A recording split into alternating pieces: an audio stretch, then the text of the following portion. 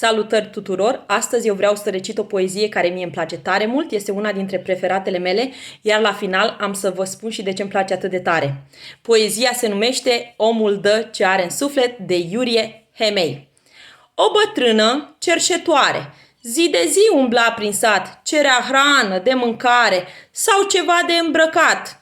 A ajuns și la o casă mare, cu oameni bogați, cu fântână, cu terasă, dar păreau cam iritați, supărați, nevoie mare, pe bătrâna că cerșește, că le strică din onoare pe la casă când sosește. Și atunci stăpânul casei, vrând să-și bată joc de ea, îi arăt eu ticăloasei să nu mai prind la casa mea.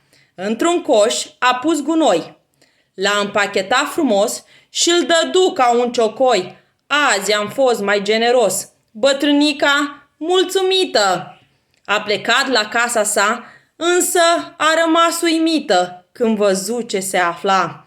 Și a doua zi în zori se întoarse la bogat, a umplut coșul cu flori, i l-a dat și a plecat. El rămase uimit, nu știa ce să-i răspundă, ce am dat și ce am primit de la biata muribundă. Stai, bătrână, nu pleca, alerga într-un răsuflet spre bătrâna ce zicea, omul dă ce are în suflet. Fii atent cum faci un bine și fii milostiv mereu, mâine poți să fii ca mine, încercat de Dumnezeu. Îmi place foarte mult această poezie deoarece reflectă realitatea în care trăim. Așa cum spune și titlul, omul dă ce are în suflet, exact așa și este. Întotdeauna oamenii cu un suflet frumos vor scoate afară frumosul din interiorul lor pentru că asta poartă cu ei în suflet.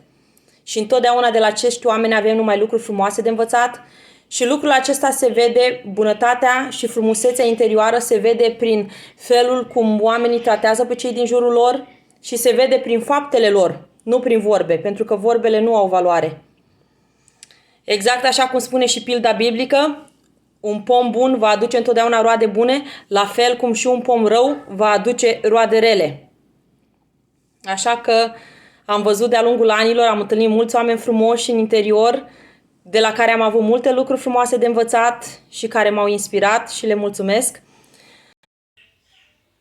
Iar de la ceilalți care nu prea scot lucruri bune din inima lor, învățăm doar ca să nu fim ca ei. Să ne ajute Dumnezeu pe fiecare să scoatem lucruri cât mai frumoase din inima noastră, să ne iubim semenii și să nu uităm că în fața lui Dumnezeu toți suntem egali. Lucrurile materiale nu au nicio valoare.